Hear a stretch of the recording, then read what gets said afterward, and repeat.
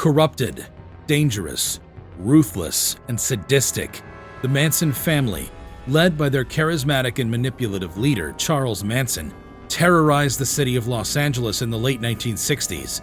Engaging in multiple brutal murders, the cult-like group caused widespread fear and left a lasting impact on society. This is the story of the Manson family's reign of terror and their eventual downfall. Welcome to Crime Site, where we'll discuss America's most horrifying cult story. Darkness descended in the summer of 1969 in the United States.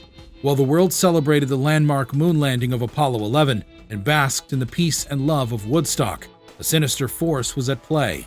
The notorious cult leader, Charles Manson, and his band of misguided followers unleashed a barrage of terror and bloodshed, leaving actress Sharon Tate and at least 8 others brutally murdered.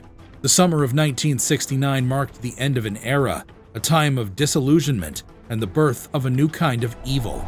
Manson's cult was a dark reflection of a society that had lost its way, and his motivations were as irrational and chaotic as the crimes he committed. But what do you really know about the Manson family, how it came to be, and how it came to end? Before joining us in exploring the twisted world of Charles Manson and the Manson family, subscribe to Crime Site for exclusive access to insightful analysis and gripping stories. Charles Manson was born into an unstable world, with a teen mom and a biological father who abandoned them both before he was even born. Kathleen Maddox soon married William Manson, and young Charles took on his surname. Growing up in a household surrounded by violence, it's no surprise that Manson was committing petty crimes by the age of 13. He was eventually sent to the Indiana Boys' School, where he was subjected to both assault and abuse, leading him down a dark path of violence toward others. Despite a brief period of stability when he was released to his uncle and aunt in West Virginia, Manson's tumultuous decade from 1957 to 1967 was filled with a constant cycle of crime, prison sentences, and parole violations. He became a pimp, married a sex worker, and aimed for fame in Hollywood by studying religion for control and manipulation, as well as seeking advice from other criminals. Manson even had a fascination with the Beatles and aspired to be a singer-songwriter, constantly searching for insider connections in the film industry. Little did anyone know he was just setting the stage for one of the most heinous murder sprees in history. Fresh out of prison, Manson lands in San Francisco, the pulsing heart of the countercultural revolution. He finds himself surrounded by free-spirited hippies, rejecting societal norms and living in a utopia of love and peace. But Manson had other plans. With a sly smile and a silver tongue, he weaves his way into the hearts of these hippies, luring them into twisted and manipulative relationships. He starts with Mary Brunner, a young librarian who falls under his spell and helps him gather more followers. The 60s may have promised freedom and equality, but Manson saw it as an opportunity to prey on the vulnerability of young women. He targeted Diane Lake, a 14-year-old who had moved from Minnesota with her parents to partake in the countercultural lifestyle. She quickly became one of his many Manson girls, swept up in his twisted world of drugs, sex, and abuse. With a growing following, Manson set his sights on Hollywood stardom. He roamed the streets of California, preaching his gospel of surrender to young women at Golden Gate Park in San Francisco and Venice Beach in Los Angeles. With each new recruit, he inched closer to his ultimate goal of fame and infamy. The countercultural revolution may have offered hope to women like Diane Lake, but Manson used it as a shield to hide his true intentions. He preyed on the kindness of the hippie movement, exploiting the most vulnerable and twisting them to his will.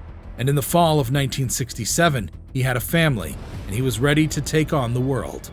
You know, there were a bunch of individuals who were associated with Charles Manson and his notorious Manson family, but some of them played critical roles in the horrific crimes he committed. Take Charles Tex Watson, for example.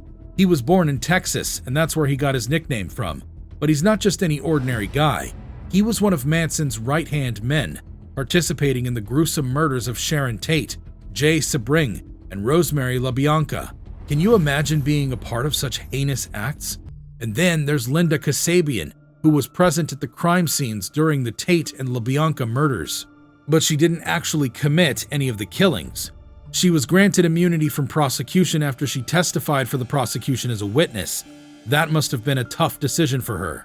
Another one of the infamous members was Lynette Squeaky Fromm, who wasn't involved in the killings, but still managed to make headlines for attempting to assassinate President Gerald Ford a few years after the 1969 murders.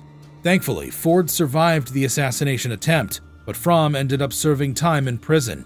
Patricia Krenwinkel, on the other hand, was definitely not a stranger to violence. She was one of the Manson family members who participated in the Tate House murders and knifed coffee heiress Abigail Folger dozens of times. She showed no remorse during her trial. Can you believe that? And then there's Susan Atkins, who was one of Manson's most trusted followers.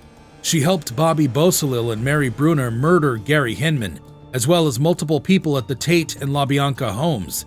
That's some serious stuff. So Manson and his followers eventually made their way to Los Angeles with the hopes of working with Dennis Wilson of the Beach Boys and music producer Terry Melcher. But when Melcher refused to record Manson's songs, he became deeply infuriated. They set up camp at a Western movie set called Spawn Ranch in the nearby desert. It was there, while living at the ranch, that Manson became obsessed with the Beatles' self-titled 1968 album, also known as the White Album. He convinced his followers that the album contained cryptic messages about an impending race war, which he named Helter Skelter after one of the album's songs. He mixed his racist beliefs with his desire for revenge against Melcher, and the rest is history. It all started out as a commune, a place for people to come together and escape the world's troubles, but it quickly became a breeding ground for violence and murder.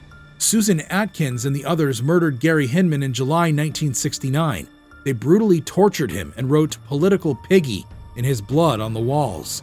Besides that, the other family members also killed Donald Shorty Shea. It's just so senseless. And then the worst of all, the incident at Cielo Drive in Los Angeles, where Sharon Tate and her friends were murdered. The fact that Sharon Tate was 8.5 months pregnant at the time just makes it all the more heart-wrenching. The murder of actress Sharon Tate and others was a turning point in the public's perception of the hippie counterculture. People were shocked and horrified by the brutality of the killings. The night after the Tate murders, Charles Tex Watson, Leslie Van Houten, and other members of the family broke into LaBianca home and killed Leno and Rosemary LaBianca. The scene they left behind was just blood-curdling, writing "Death to Pigs" and "Helter Skelter" in blood on the walls and fridge of the family room is just beyond comprehension. The Manson family's reign of terror came to a close in the fall of 1969. After months of investigations, detectives finally linked the family to the brutal murders at Cielo Drive and the LaBianca home. On October 12, 1969, Charles Manson and several of his followers were arrested and charged with multiple counts of murder and conspiracy to commit murder. The trial of Manson and his family was one of the most highly publicized criminal trials in history. The world watched in horror as the evidence against them was presented and as they proclaimed their innocence in court. But the evidence was too strong, and in the end, Charles Manson, Susan Atkins, Patricia Krenwinkel, and Leslie Van Houten were all sentenced to death for their role in the murders. The downfall of the Manson family was a devastating blow to the victims' families and to society as a whole. The evil that these individuals had perpetrated left a lasting impact on the world, serving as a reminder of the darkness that can lurk in the hearts of even the most seemingly ordinary people. The tragedy of the Manson family will always be remembered as one of the most shocking and horrific events of the 20th century. What do you think about the horrific story of the Manson family? Let us know. Don't forget to subscribe, and we'll see you in the video on the right of this screen.